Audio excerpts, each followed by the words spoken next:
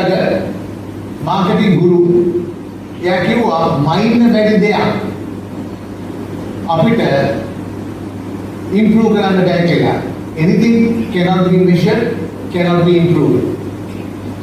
මයින්න බැරි දෙයක් අපිට ලබා ගන්න බෑ කියලා. මම උගන්වන්න. මොකද මේ මම එක කෑල්ලයි ඔයගොල්ලෝ උගන්වන්නේ. ඒ කියන්නේ මම කිව්වා මේ මැෂින් එක ගෙනල්ලා ඔයගොල්ලෝගේ වෙයාරහවුස් එකේ තැන්පත් කරනවා. ඒ තැන්පත් කරන එකට විතරයි ඉන්දියාවේ කොස්ට් එක මම ඉල්ලන්නේ. අර මිස්ටර් ජෙරම් කිව්වාගේ ස්ටෝර් ස්පේස් එක ඊළඟට ස්ටෝර් කීපර්ගේ පඩි. දැන් මේක කොහොමද කැල්කියුලේට් කරන්නේ? මේ මැෂින් එකට හැමෝම බෝඩ් එක බලන්න. මේක මේ දෙකයි. So මේවයි අපි calculate. How do you calculate indirect cost? පළවෙනි එක. හිතන්න store way වර්ගඵලය.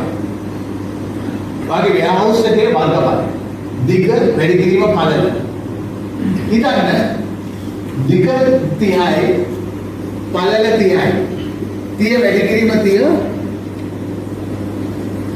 900 square feet කියලා කියන වර්ග අඩි. ඉස්සලාම ස්ටෝර් එකේ වර්ගඵල. මේ ඔයගලන්ගේම ස්ටෝර් එක මම අරන් තියෙනවා. වර්ගඵලය ගන්න.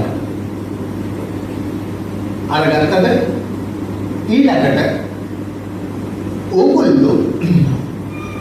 ඕගොල්ලෝගේ ස්පේස් එකනේ ඕගොල්ලෝගේ ආයතනයේ හැම එකක්ම කොස්ට් වෙන්න ඕන.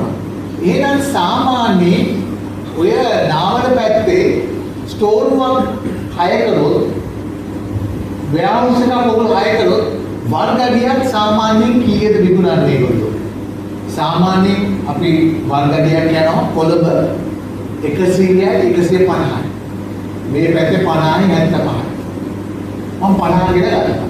එහෙනම් 50 වැඩි කිරීම 900. මුළු ස්ටෝර් වේම 45000ක් වෙනවා මාසෙට.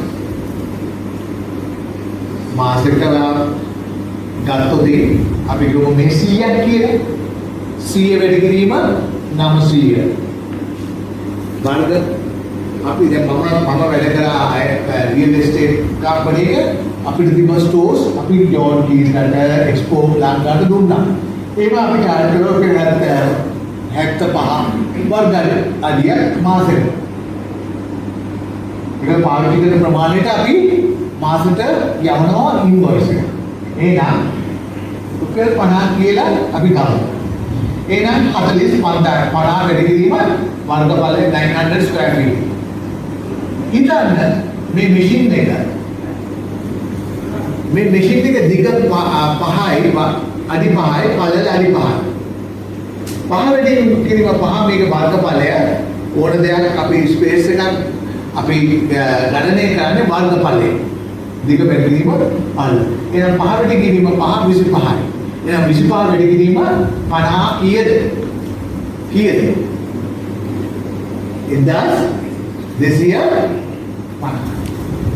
එහෙනම් මේ මැෂින් එකේ ස්ටෝරිං කොස්ට් එක, warehouse ස්ටෝරිං කොස්ට් එක 1250.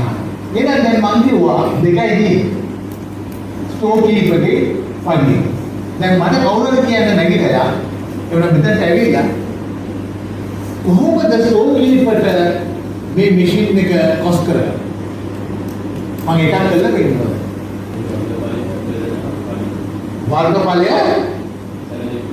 වර්ගඵලය බෙදනවා පඩිය. Store keeper salary.